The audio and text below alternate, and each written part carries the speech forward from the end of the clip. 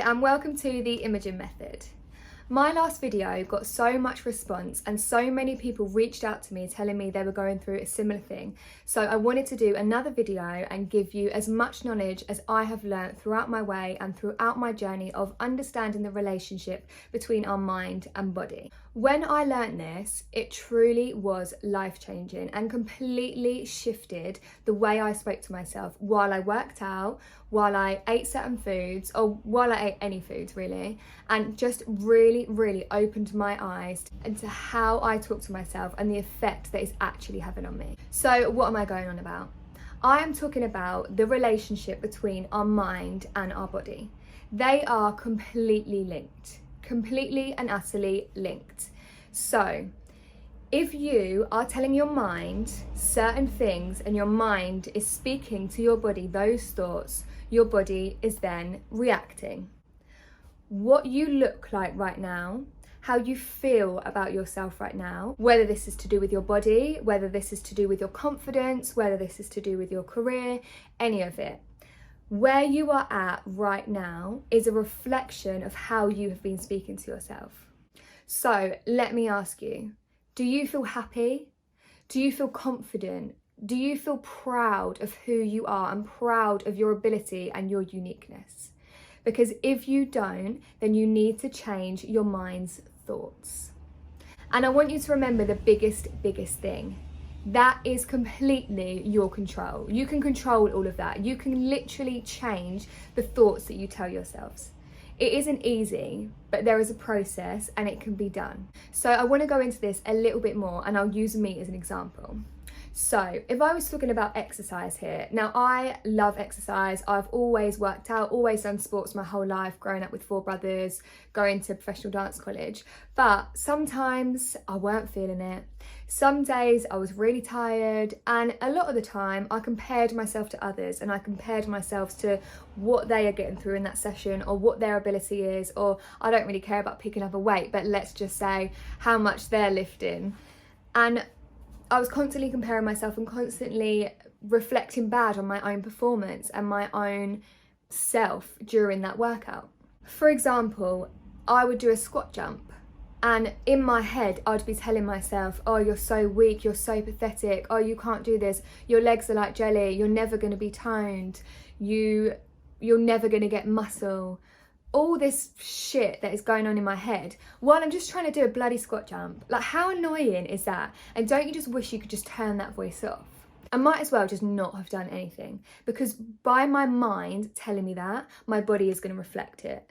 And I'm not saying I just tell my mind, okay, you've got a 6-pack, and then my body's like, okay, cool, I've got a 6-pack. I don't mean that. But what I mean is that there is a relationship between the thoughts that you tell yourself and the outcome that happens. So if we can fine tune that and we can change our thoughts to then reflect our positive and our desired outcome, then we've won half the battle. So instead of coming to a workout thinking that I'm not good enough, I'm not fit enough, I'm not going to get toned and all that other pointless shit that's going on in my head, I decided to change it. And I decided to tell myself, I am strong, I am capable. Also, a really powerful one, I am at ease. Because when things hurt and when things feel in pain and when you feel uncomfortable, by telling yourself you're at ease, so much tension is released and it becomes that little bit easier. It's still going to be a challenge, and of course you want a challenge, you want to push yourself. These aren't excuses. This is just a way to be proud of your performance and truly connect with your outcome. So by changing the thought process I had while working out, number 1, it was more enjoyable. Number 2, I wasn't actually so bothered about the outcome. I was just more bothered about showing up, getting it done and enjoying it, presently going through it, enjoying what I was doing.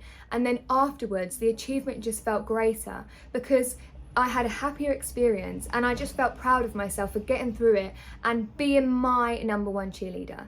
And that is a really big clue here, being your own cheerleader. So how does this method work with food? This was one of the biggest things for me, and one of the most life-changing things that happened with me and my mind and my experience of having an eating disorder. Still to this day, I have that relationship with food where I feel like I'm eating the bad thing, or I'm overeating, or I shouldn't have had that, or I need to work out more because I've just eaten that. I still have that because that is a previous habit and a previous program in my brain from my experience with an eating disorder. However, I am aware of it and I know what I can put in place to overcome it. So this is what I do. There is an emotional connection between what you eat and how your body stores it and takes it through.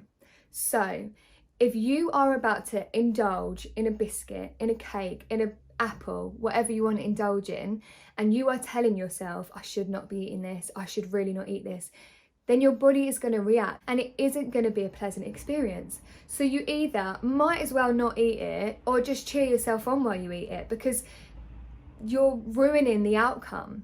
If you want to eat something because you want to indulge, then do it. Enjoy it, soak it all up, absolutely love it. And your body will react that way. Your body won't store it. Your body won't take it on as emotional baggage, literally.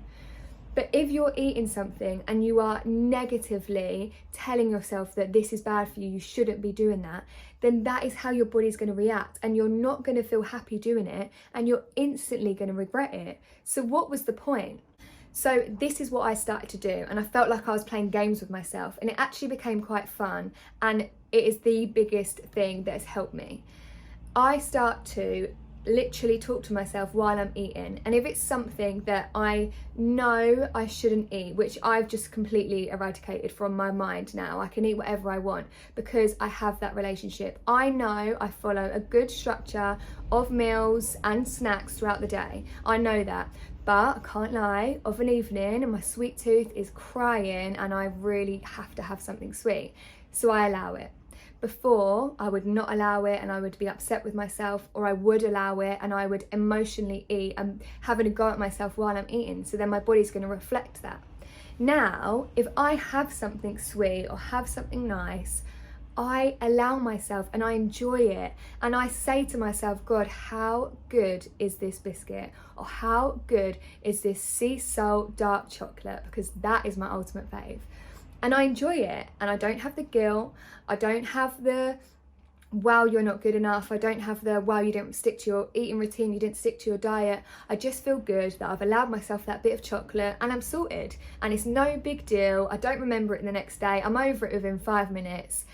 How much better is that than having that emotional baggage and that guilt and that feeling that you are worthless and you're not good enough just because you ate a piece of chocolate or you ate a cookie or you had a bit of a dessert?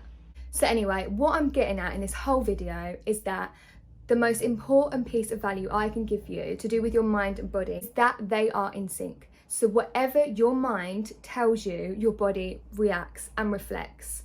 So what is it you are telling yourself when you exercise? What do you tell yourself when you eat a nice meal? What do you tell yourself when you try on a new outfit? Because that is also a huge thing about the confidence and the love that you have for yourself. If you are standing there in the mirror saying, oh, you look awful, you look fat, what are you going to see?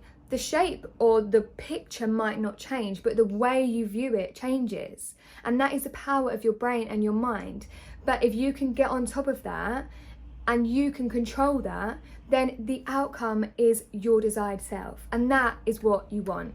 And I want to help you get that. So if I can help you in any way, just fall in love with yourself, love who you are, have an amazing relationship with your body, have an amazing relationship with food, and have an amazing relationship with the confidence and the love that you have in yourself. So you can go out there and you can do whatever the bloody hell you like and just feel good about it, because life's too short and this is something that you can actually control. So I want to give you this information so that you know that you can control it and it is down to you. I really hope this video has helped someone in any way, shape or form, and if I can just reach one person to make that change in their mindset the same way that it helped me and completely changed my life and changed my relationship with myself, my mind, my body, the food that I ate, and the way I felt about myself, then that is what I'm here to do, and that is all I ever want to do. So I really, really hope that someone has really taken something from this video. Thank you so much for watching, and spread it all about. If you think there's someone that needs to hear this and you want to share the message that your mind and body are related, how do you speak to yourself? How is that reflected in your body? And if you just want to send someone this so you can give them some love and shove the confidence in their face so they can then have this for themselves, then please do. Thank you so much for watching.